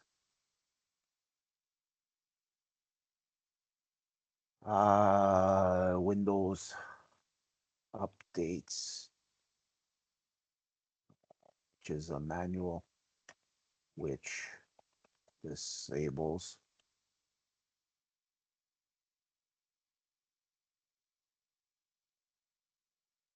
automatic updates, right? Which will give us more power, and that's using sconfig.exe, right? And Then final step, and then restart. Start the machine. And again, as an engineer, you're going to be building this out. You're going to be creating documentation, right? And you're also going to be writing this out or giving it to your technical writer if you have a technical writer. And then we can run the sysprep, then restart the machine, but I don't recommend, I recommend restart the machine, sign in, then run sysprep, right? Right.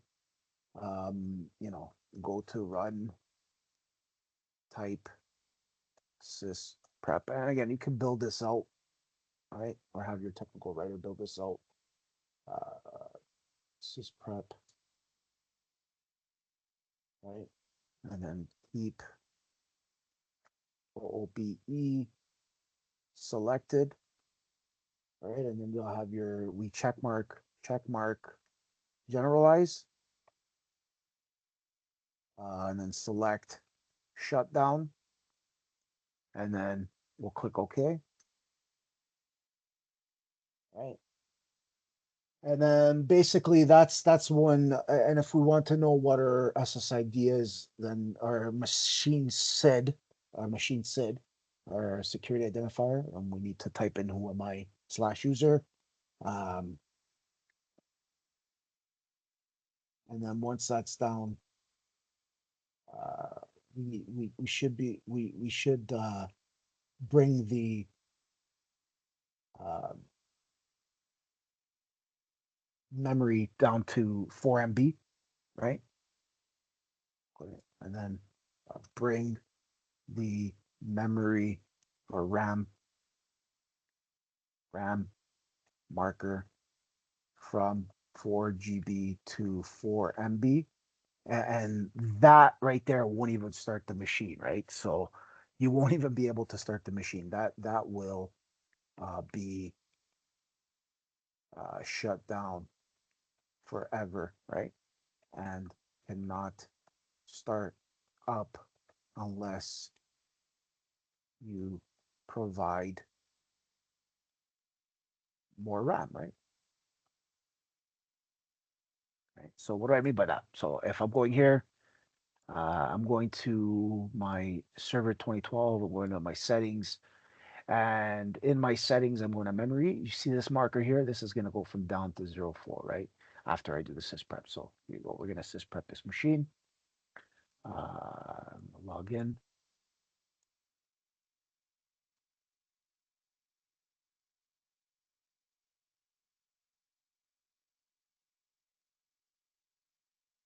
Okay.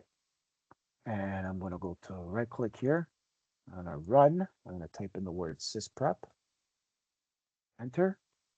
I'm going to click on sysprep. And I'm going to click on generalize, reboot. And I'm going to select the shutdown.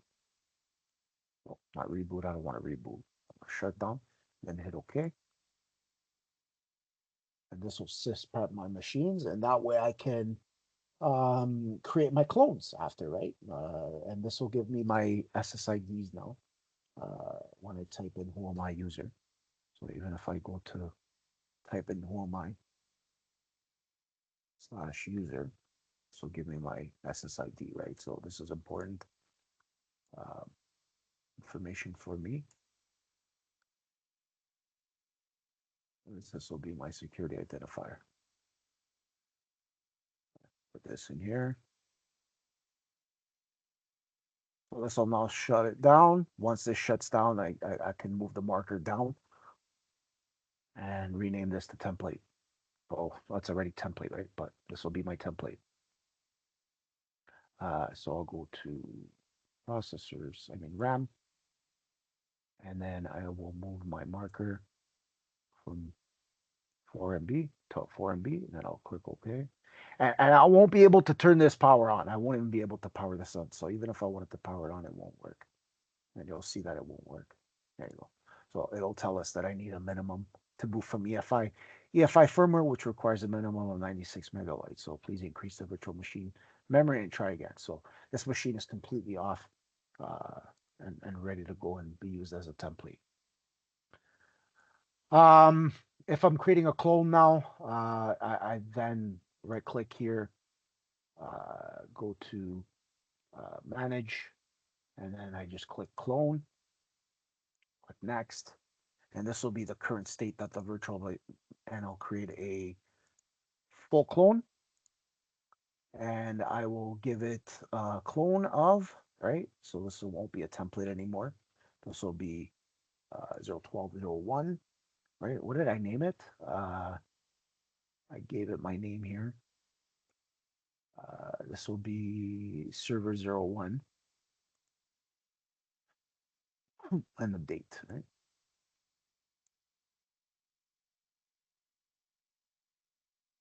01, and the date that I want to create it will be June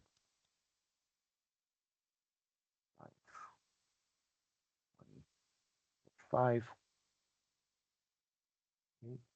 So that'll now be created, and I will browse to my favorite location, or I'll create a new machine here, right click,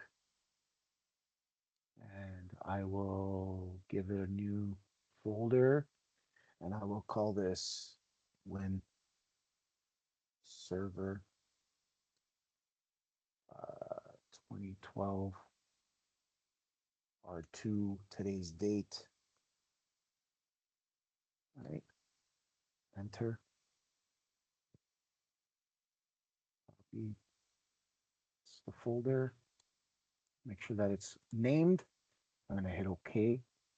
And this is now called clone. I'm not going to call this a clone, but I'm going to rename this to the proper naming convention that I wanted to. And then that's going in my folder that I called it. And then I'm going to hit OK. And I'm now creating the clone. So this is how I create the clone. Once the clone is created, that should finish up with uh, what what we need to talk about. So look out for part 3. We'll be talking. We'll discuss the 4 phases. We'll discuss the features inside. Once we're in that, we'll talk about. Again, we talked about this already. The 3 classes. So of IPs, we'll briefly expand on that, and we'll be using our class B, which is our 92, and that's our private IP address. Right. The rest of them are just global or public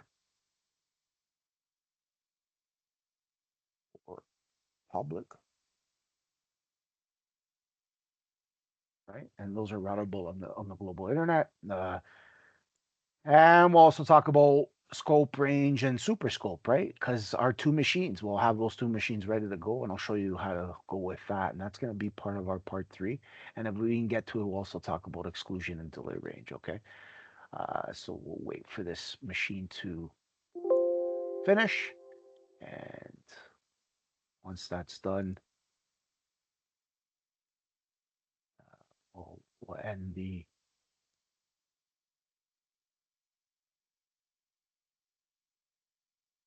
call, and then I clone and build a clone off of that. So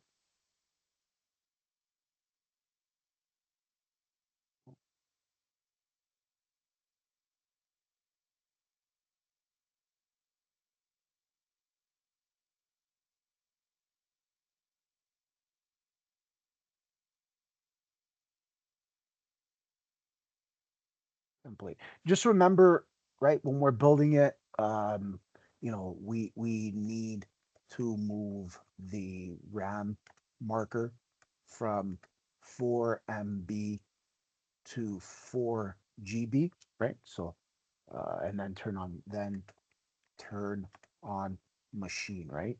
So, if we were to try to turn on this machine, the template machine, all right, let me close that. All right, so if I'm now trying to turn on this template machine, I'm going to save this error because this error is important. Okay. All right. And that's how we know that that marker needs to be changed. All right. And I'm just going to hit OK for now. And I should have the clone ready to go. If I move the settings and I move it to 4 GB. The recommended is 2 GB, right? But I can go more. And I'm going to click OK. We usually go with the recommended, but again, I don't. It can stay up to 2. You can give it 2 GB. Again, it will still work. The recommended for domain controller is 12 or more, but it all depends on what you're using it for. We're just building this machine just to have this ready for us to, log in, right? Once we power it on and install the DHCP. Oh, what happened? Oh, did I not? Okay. Okay, and it's 4096 or, and I'm gonna hit OK.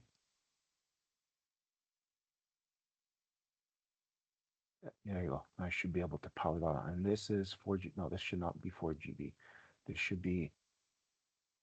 I moved the wrong one. So this goes back to 4, and I hit OK. It doesn't mean that it's screwed up our template. It's just it's designed that way.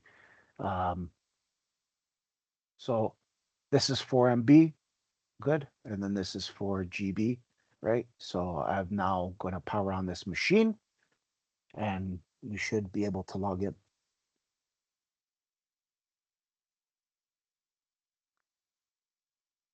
And I'm going to install the DHCP rule for now, just to kind of show you guys what the DHCP rule works like. And in our next session, I'll create the next two. I'll create our Windows 10 machine. I'll have that ready for you.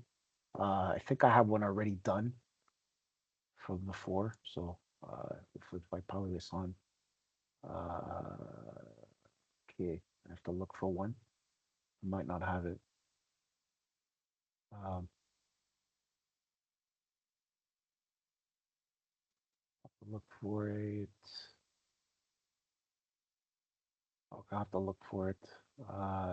These are all servers right now. Let's see what I have here. I think this one here is a Windows 10 machine. Oh, but that is joined to. Okay, it's okay. I'll create another one. Again, yeah, I'll create another one. This is my ESXi. I could have created it in the air. I just didn't feel like it. But typically, that's another control plane that I'm able to use. Um, so this is just going to be simple, keeping it simple. But you would build it in an ESXi, for example, or hypervisor one, right? Uh, and go from there. So here's the settings. Region, Canada, app language is, and I'm going to click next, and I'm going to accept it, and I'm going to put my passcode. It's another machine, so another SID create, so you have to create another machine. I'll give you another SID out of that. You'll never get the same SID number.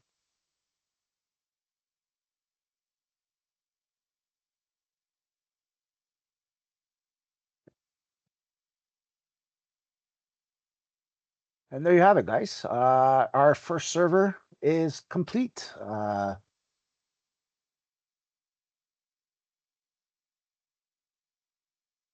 template was completed without an IP address, and this will be now um, given to our domain controller. So if I were to remove this, right, and take my pen, my blue pen, right, so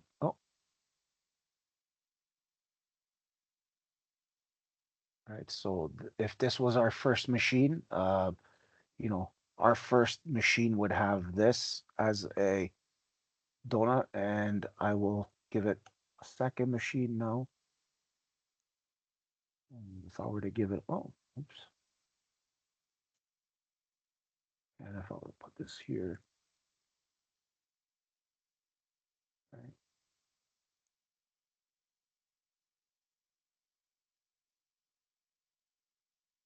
And then power on the machine, right? Then power on the machine and create a new local administrator password, right? Because remember, it'll never be the same because of the different SIDs. So you'll never have the same one. Then sign in and sign in and sign in, right? So once you've signed in,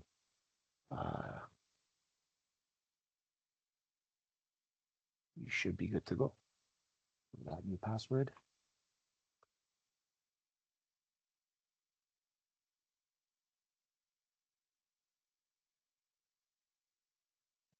Right, and I'm gonna stop here.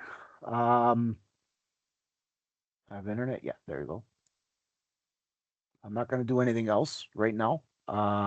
Actually, you know what? Before I go, I will install the DHCP because I want you guys to do that as well. Remember, this is our first machine. We're going to be installing ADDS first. We're going to be installing DNS and DHCP. So we're going to start with that in our next class. So you guys have that ready to go. We'll rename the server here. We'll do a little bit of modifications. Right. We'll do some modifications here. We'll add it to the domain. This is now, it's a standalone server. So I'm not connected to the work group. It's not even connected to the domain yet, right? Because we'll need our two machines to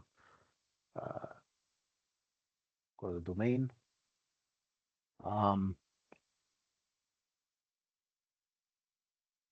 So if I go to dashboard, add roles and features, I'm going to click next. Our installation is a role-based or feature-based installation. We're not remote desktop services installer VDIs. If it is to create a virtual machine-based or session-based desktop, then we use this session, right, to install role services for those machines. But in this instance, we're just configuring a single server by adding the role server feature, right? This is the right server. We don't have a virtual hard disk, right? So there's no virtual hard disk that we're connecting to.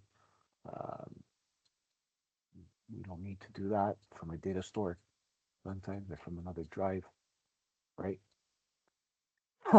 Right now we are using a PIPA address, right? As you can see.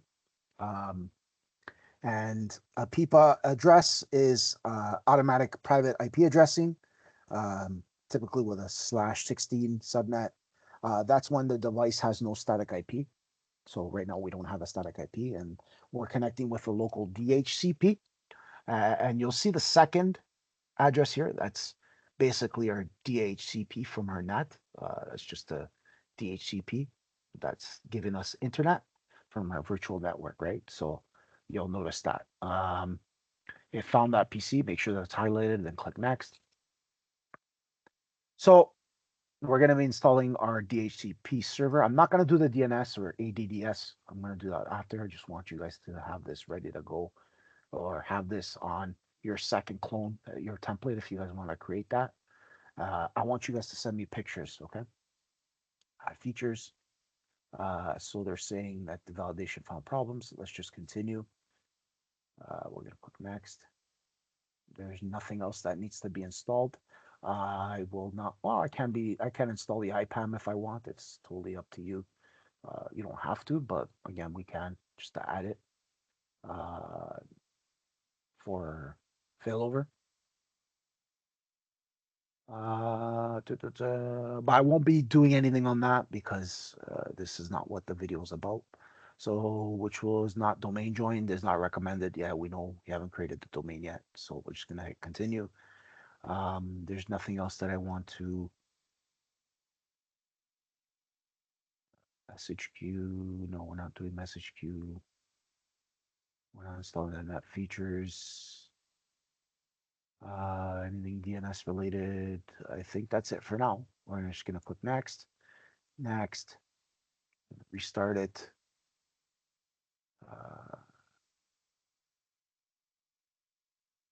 click install. So we're going to be installing our IPAM and our DHCP server and our DNS.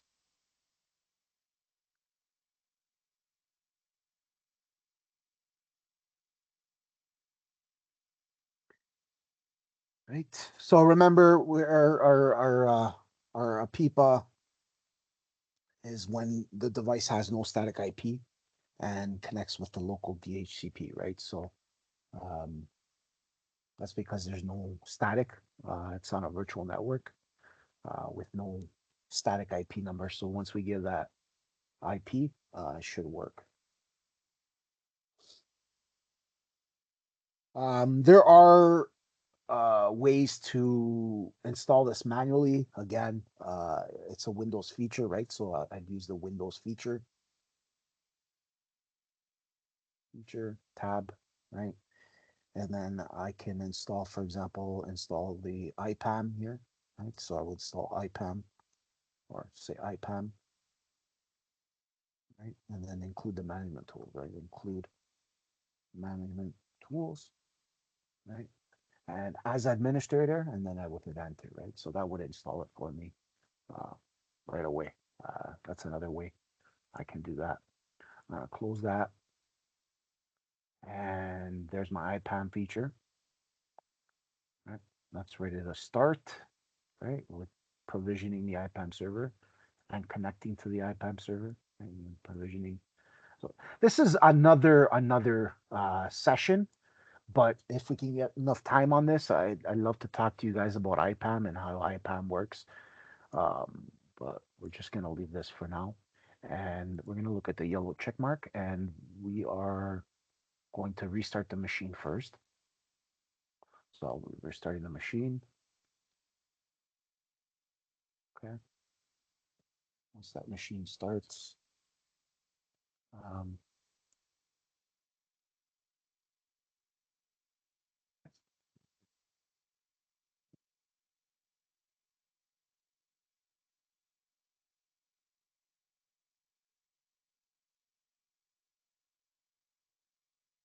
right, install role and features. Right, install DHCP role. Right, discuss APIPA. We talked about that. And install um, IPAM, right?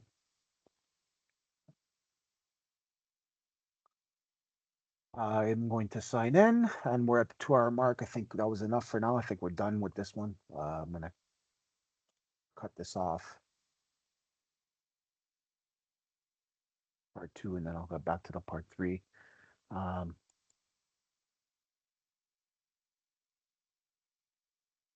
So this is now, downloading all the metadata files and services, right? Right, let me explain that. I just want to make sure.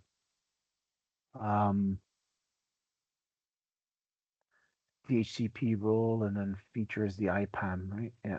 Okay. There you go. So feature,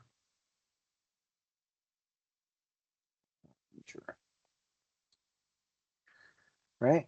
And configure DHCP scope, right? So that's something I can do. We can continue, right? To be continued.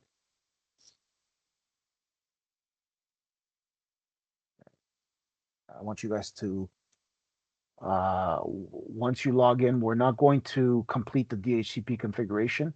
So at this point, I'm going to get you guys to take a snapshot, right? So we're going to show you guys how to take the snapshot. And this is when installed Windows Server 2012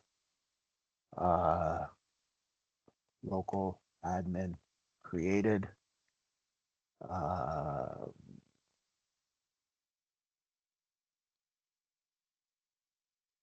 DHCP role IPAM feature installed.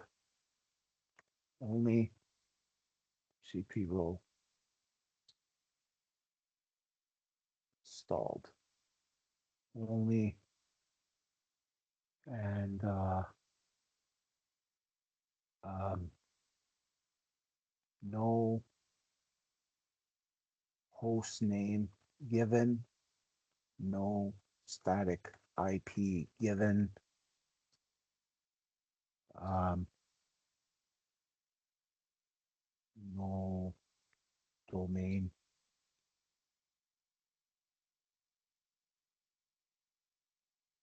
joined yet, power management and manual updates, right? So disabled, right? Disabled automatic, disabled auto, right? So that's all I got for you today, right? And today is the 9th of June, 2025. I want to thank you guys again, and this is actually going to hit in the background, so pay attention to the saving state here at the start menu, just above the start menu in the magnifier glass. So that's going to go up to 100. I'm going to leave it here. Once that's done, I will right click.